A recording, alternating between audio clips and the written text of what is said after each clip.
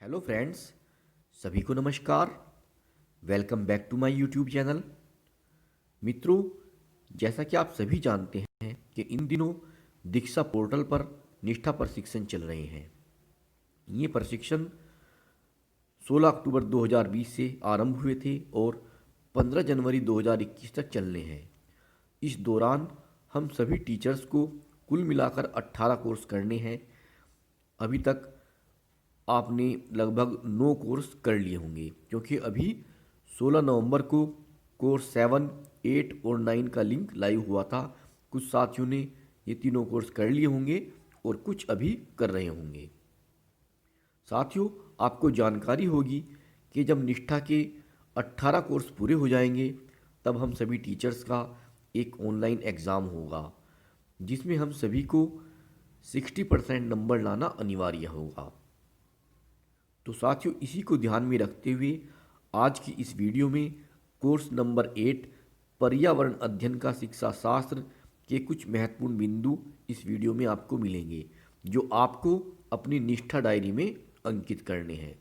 क्योंकि जब हमें पता है कि एग्ज़ाम होगा तो ऐसे में बहुत ज़रूरी हो जाता है कि हमारे पास जो हम कोर्स कर रहे हैं दीक्षा पोर्टल पर, इनसे संबंधित मटेरियल हमारे पास उपलब्ध हो।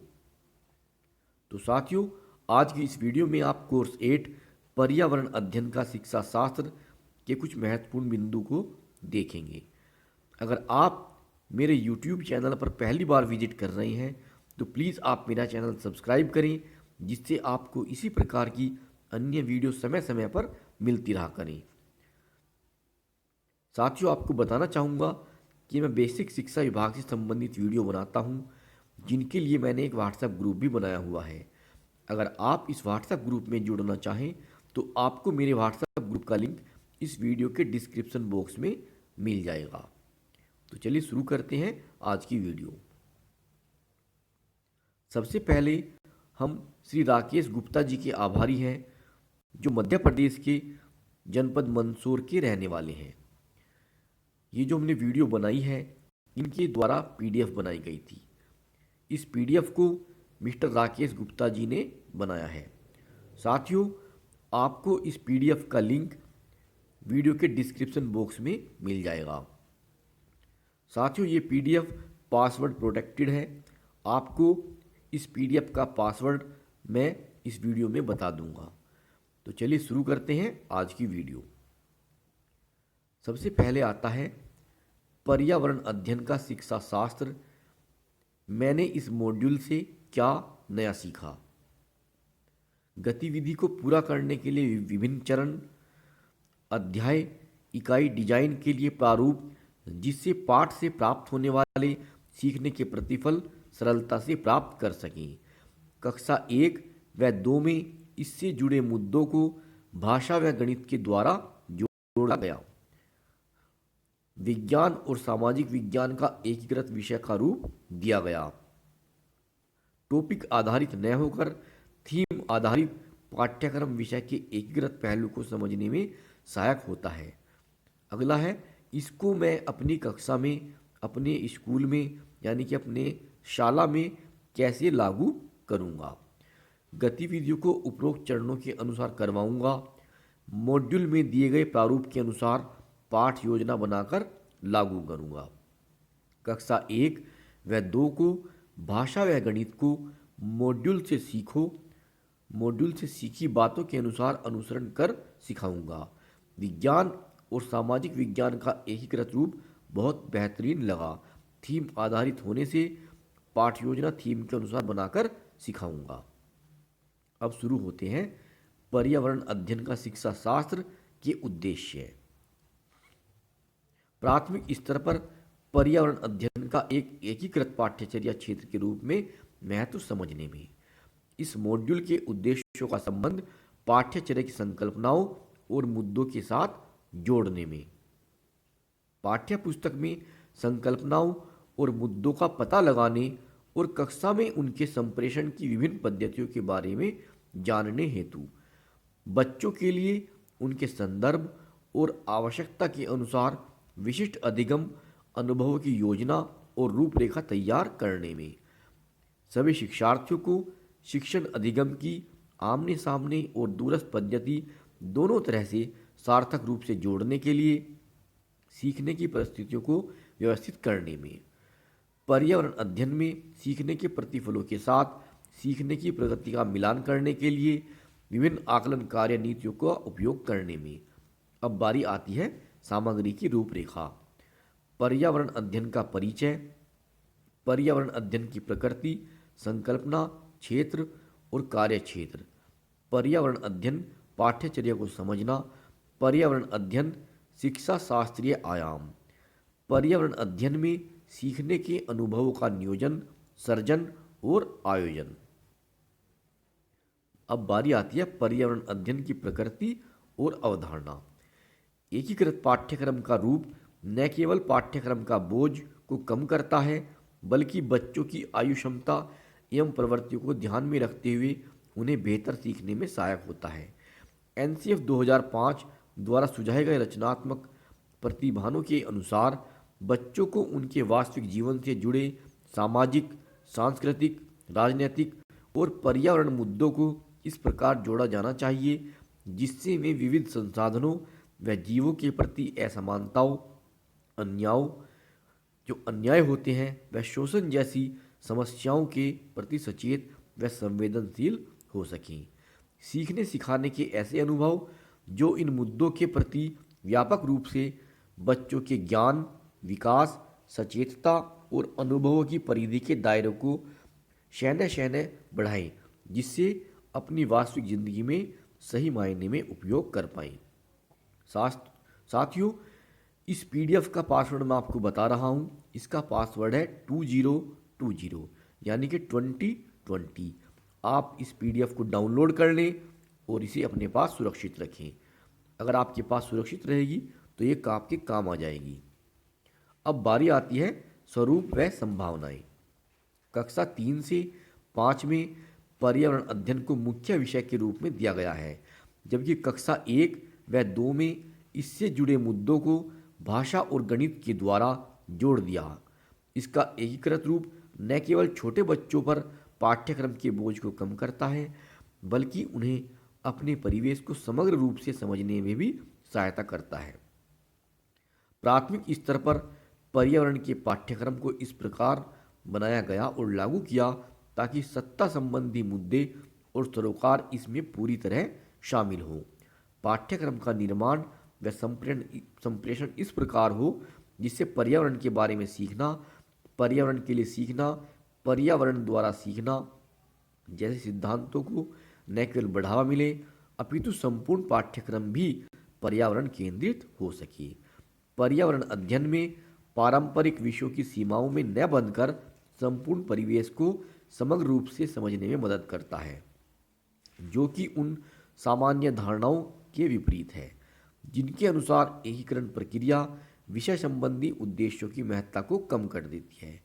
एनसीएफ 2005 में विज्ञान और सामाजिक विज्ञान को एकीकृत विषय का रूप दिया गया, जिससे खंडित रूप में पाठ्यक्रम बनाने की प्रक्रिया से भिन्न पाठ्यक्रम अध्ययन पाठ्यक्रम की रचना की गई है। साथियों, अब बारी आती है इसमें पाठ्यचर्या अपेक्षाएं और सीखने के प्रतिफल। रचनावादी प्रतिमान में आयु उपयुक्त सीखने के संदर्भ में उपलब्ध कराकर जागरूक प्रयासों के साथ सीखने की प्रक्रिया पर अधिक जोर देना महत्वपूर्ण है। इसलिए सीखने के प्रतिफलों के बगल में दी गई शिक्षा शास्त्र प्रक्रियाएं बच्चों को तय किए गए सीखने के प्रतिफल प्राप्त करने में मदद के लिए बाल केंद्रित कार्य नीतियों का उपयोग करके सीखने की कार्य नीतियों को दिशा देने में मदद करेंगी। इस संबंध में एनसीईआरटी ने प्रारंभिक स्तर पर सीखने के प्रतिफल नामक दस्तावेज में पाठ्यचर्या की अपेक्षाओं और सीखने के प्रतिफलों को पूरी तरह स्पष्ट किया है।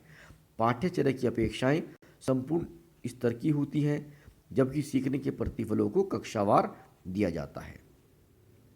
अब बारी आती है इसमें प्राथमिक स्तर पर पर्यावरण अध्ययन सीखने के प्रतिफल। पहले आता है परिचय। परिचय के बाद इसमें आएगा पर्यावरण संबंधी अपेक्षा। परिवार, पेड़ पौधों, जीव जंतुओं, भोजन, जल एवं आवास जैसे रोज रोज के जीवन से जुड़े विभिन्न थीम के वास्तविक अनुभवों द्वारा अपने आसपास के परिवेश के प्रति जागरूक हों। अपने आसपास के परिवेश के प्रति स्वाभाविक जिज्ञासा एवं रचनात्मकता का पोषण। आसपास के परिवेश से विभिन्न प्रक्रियाओं, कौशलों जैसे अवलोकन, परिचर्चा, स्पष्टीकरण, प्रयोग, तार्किकता विकसित करना। आसपास के परिवेश में उपलब्ध प्राकृतिक, भौतिक, मानवीय संसाधनों के प्रति संवेदनशीलता का विकास। कक्षा 3, 4 व 5 की पर्यावरण अध्ययन की सीखने सिखाने की प्रक्रियाएं और उनके सीखने के प्रतिफल दिए हैं, जो इन तरीकों को अपनाकर प्राप्त करना है। अब बारी आती है इसमें पर्यावरण अध्ययन पाठ्यचर्या को समझना। बच्चों को पाठ्यक्रम संबंधी अपेक्षाओं और कक्षावार सीखने के प्रतिफलों को प्राप्त करने में मदद के लिए पाठ्यचर्या सामग्री को उनके आसपास बुना जाना चाहिए और किसी भी कक्षा में संप्रेषण या सीखने का कोई अनुभव प्रदान करने के दौरान शिक्षा शास्त्रीय पहलुओं में भी इसका भी ध्यान रखना चाहिए। एनसीईआरटी का पाठ्यक्रम सामान्य थीम के आसपास बुना गया है। परिवार एवं मित्र, भोजन, आवास, जल, यात्रा, चीज़ें जो हम बनाते हैं, करते हैं, जो बच्चों के जीवन और आसपास के परिवेश से घनिष्ठ संबंध को प्रतिबंधित करते हैं। अब बारी आई है थीम, संकल्पनाएं, मुद्दे, सरोकार। थीम है हमारी जल, कक्षा 3, 4, 5। इसमें कुछ संकल्पनाएं और मुद्दे लिखे गए हैं। फिर आते हैं से प्रश्न, संकल्पनाएं, सुझाए गए संसाधन और सुझाई गई गतिविधि। इसके बाद आता है पर्यावरण अध्ययन में शिक्षण अधिगम की कार्य नीतियां और संसाधन। मित्रों, आप इस पीडीएफ को डाउनलोड कर लेना। इस पीडीएफ का पासवर्ड है 2020 यानी कि 2020।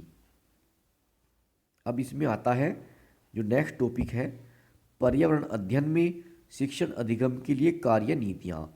सबसे पहले आता है परियोजनाएं, फिर आता है इसके अंदर परिचर्चा, परिचर्चा के बाद प्रयोग और अन्वेषण, फिर आता है सर्वेक्षण और साक्षात्कार, इसके बाद आता है अनुभव साझा करना। यह बच्चों को स्वतंत्र अभिव्यक्ति करने में महत्वपूर्ण भूमिका अदा करता है। शिक्षक ऐसी परिस्थितियां निर्मित कर सकता है जिसमें प्रत्येक बच्चा बिना किसी भय के विचार साझा कर सके। अभिव्यक्ति लिखित, मौखिक, चित्र बनाकर या अन्य रूप में हो सकती हैं। उदाहरण, अपने घरों में पानी कैसे मिलता है, पानी के उपयोग साझा करने के लिए प्रोत्साहित कर सकते हैं। फिर आता है इसके अंदर भूमिका निर्वहन, क्षेत्र भ्रमण। इसके बाद पर्यावरण अध्ययन में शिक्षण अधिगम के लिए सीखने के संसाधन। बच्चे विभिन्न तरीकों से सीखते हैं, इसलिए सीखने के विभिन्न संसाधनों का उपयोग करके उन्हें सीखने के भिन्न अवसर उपलब्ध कराना महत्वपूर्ण है। बच्चों को वास्तविक जीवन की छानबीन करने और उससे जुड़ने के अवसर देते हैं का उपयोग करना। सबसे महत्वपूर्ण उपलब्ध सुविधाजनक सीखने के संसाधनों की पहचान करना है जो बच्चों की जरूरतों और संदर्भों के लिए उपयुक्त हो। कोविड महामारी के दौरान कुछ बिंदुओं का ध्यान रखना चाहिए। वर्तमान परिस्थिति में स्कूल बंद है और बच्चे घर पर हैं।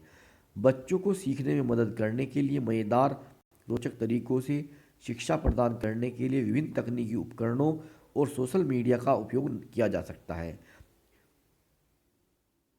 यदि मोबाइल, इंटरनेट उपलब्ध नहीं है या सोशल मीडिया टूल्स का उपयोग करना संभव नहीं है तो उनकी वर्कशीट बनाकर सिखाया जा सकता है।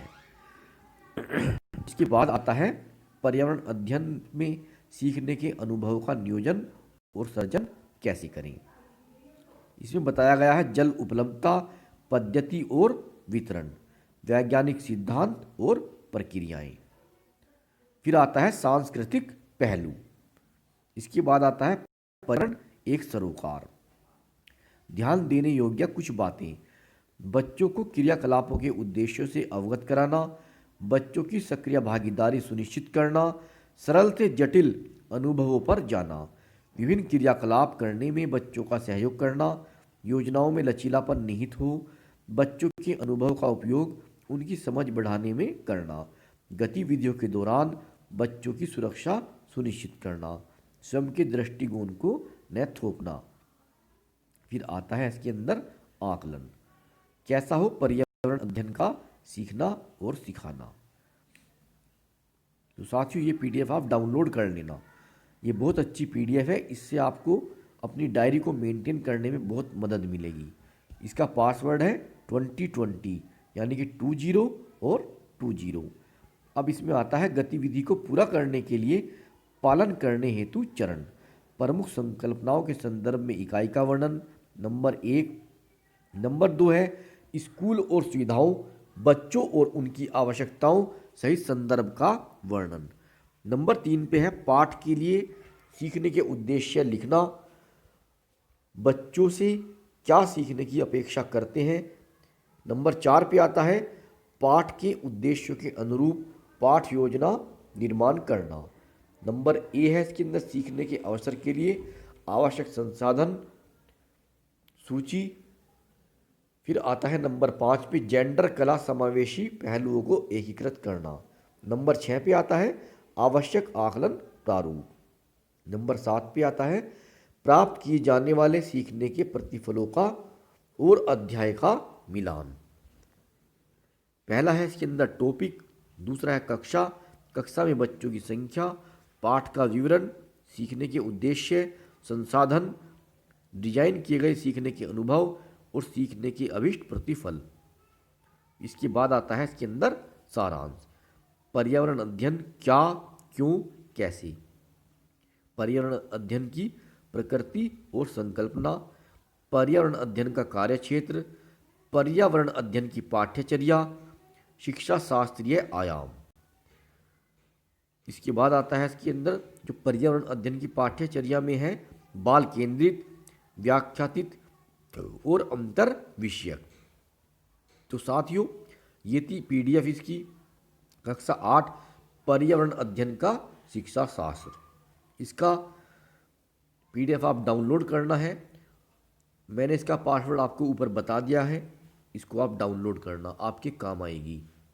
साथियों इस वीडियो में इतना ही, मिलते हैं आपसे बहुत जल्द अगली वीडियो में। तब तक के लिए नमस्कार, आपका दिन शुभ हो।